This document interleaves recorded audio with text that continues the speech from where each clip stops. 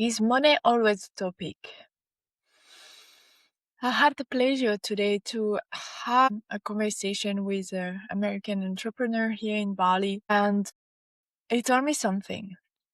His mission is really to preserve forest and jungle, especially in overdeveloped areas. And it's very difficult because, the area is already, you can build on it. So someone can buy the land and do developments and just basically destroy the jungle. And even though, the government try to protect, there is a reality that there are many land that were green that became buildable and then people buy and build.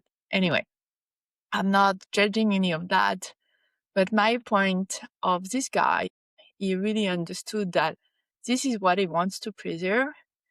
But he told me, Lucy, if you want to make those people make an impact and preserve those land, you have to show them that it's profitable to preserve those land. It's like running a national park with accommodation on it. It's kind of eco resort.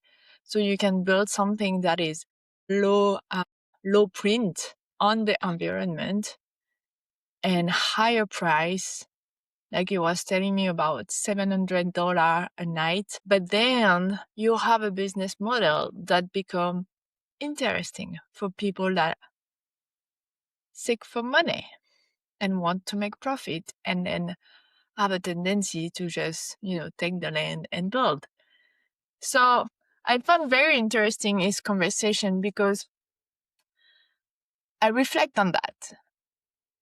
In a way, it showed me that you need to meet people where they are at, which is true. If they seek for money, if you want to sell them something, you must show them that what you are selling them is going to make them money. And it's always this question of profitability, it's a business and it's how most of the people operate in today's world. But I see in this guy the power of his vision, his mission, that he found a way to make it happen by using where people are at.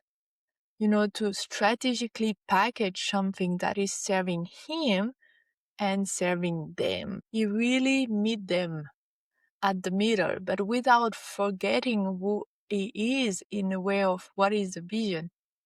At least on the paper, I don't know him for a long time and the project is not yet fully built but just listening to him as he introduced me to the project, he's raising $2.5 million at the moment through that type of showcasing people that we can make money, return on investment on something that is preserving the land, basically preserving the greeneries very close to areas that are overly developed. And it makes me a lot of reflection because it really wants to attract people that are nature lovers. So I do understand. It makes sense that are willing to invest with him to be part of his project. And then in the future, he wants people to copy him, to copy the business model that by doing something for the first time that is preserving land and still generating high amount of money, like giving a kind of an example, not preaching people, but leading by example. And I love that. I love that because you need to be in the reality of what happened today. And I think for me, leading by example is the best way. You don't need to make a lecture.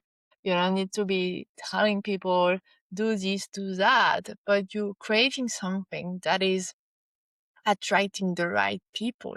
And I really love his approach. I was blown away because the reality for everything that we want to do, we need money. Like, we do need money. We do need money to pay rent, to have a place to live, to eat. And then beyond that, if we really have nice project and, willing to impact in different ways and building a life that is meaningful, we do need the money. Let's just be okay with that. So it helped me see a connection, a deeper connection to staying who you are, true to your mission, but making a bridge to where people are at. By creating an example, a business model that will attract the right people, the nature lover that have funds to invest with him for the first place. And after, people that have making money and wants to make money and earning money will be interested maybe by his concept. And I love that because the vision is so long, far away, but is keeping his truth, his reality, his vision, and is making it here in the matter, but thinking strategically based on where people are at. So I love the bridge. It blew me away because I have this, long time idea of creating myself a solo center in Bali, a solo retreat center and I have land already, and I know I will at some stage need investment and investor to make it happen. So it really helped me to have, to be there in that conversation, in that mindset, to see that you can make a bridge between who you want, which is innovative, different, and connecting that to where people are at. And where people are at, it's to make profit today. So I think it's really reconciling both ways to make, what is meaningful, profitable, because that will help a lot to go forward. That will help to have the resources to make it happen. So this is just helping me so much to, being able to see how also I can use my gift in the right way and without losing my vision, losing how I want things to happen in life and in business in the future. So I was impressed by this person, this young, I don't know, it's like probably 30, 35 maximum. And he has this insight. It's like, it's true to himself. And this is why I do that. This is the core. This is the truth, The how is going to figure out along the way. They already raised like 800K. So quite a good amount of funds to start. And it's beautiful because it's leading from example. And I love that. What else? Because for me, the last few years has been a lot of this battle between, people who are trying to get out of survival mode. It's different, when you have to get out, you are in it, and it's different mindset and tools and resources that you need. But then once you have the money, sometimes it's comfortable to stay there. Where is the movement? Because when you are in survival, you push through, you make things happening, but it's coming from a place of survival. It's neediness and all those things. But when you have the money, you want to move, but you don't have this push from money. You need that push from the why, from the purpose. And it's not a push anymore. It's a walk.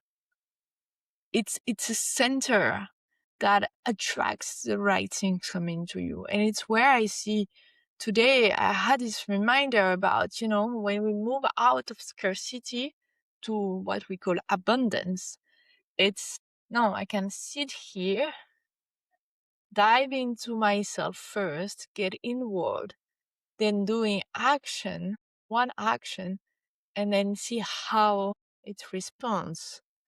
So we are less in a rush. We are less in all of that. We move from the center. And it's more enjoyable. It's less tiring. It's more, I don't know how to describe, is where he's come in. So I think it's an important reminder that if we want to measure success, it cannot just come from okay, what is the financial return? Because for me, it's like, how much money did you make this year? Or all of that. Does it mean I have been successful this year? Probably not. Probably it means I've been more comfortable in my life and having more comfort things, but it doesn't mean it was success. So I think it's really important for us to reframe what is our definition to success, because if also you measure yourself only on the number of lives you have impacted, well, the reality with that, I noticed along the years that we don't know how many lives we impact. And usually it's way more than what we thought. I have people telling me, like last week, how they have seen during COVID, during the pandemic, that I was doing a 4-wheel drive in Australia and living the van life. And it inspires them now to go to Australia, like 5 years later. So it's where you can't measure your own success neither to how many lives you have impacted. Most of the time you won't be aware of probably at least half of it or 90% of it. So I think for me, reflecting on that, what is success is, am I keeping my vision alive? Am I moving one step forward? I think this is, am I being that person? Because if I'm moving closer to my vision, it means I've been taking the right decisions for myself to move out of my own limitation, to break through, to make the uncomfortable conversation or steps to make it happen. And it's a long run. It's a long run. So I think it's how we can define success in life, way beyond money, way beyond business. It's more about, are we getting closer to the life we once envisioned? So that's it for today. And I think measuring success for like this is a more supportive business, a more supportive system that is helping us instead of stressing us. So the card of today is actions. Action, knowing that even the smallest steps make a difference. I look for changes I can make today. Action, knowing that even the smallest steps make a difference. I look for changes I can make today, not tomorrow, today. So I see you tomorrow.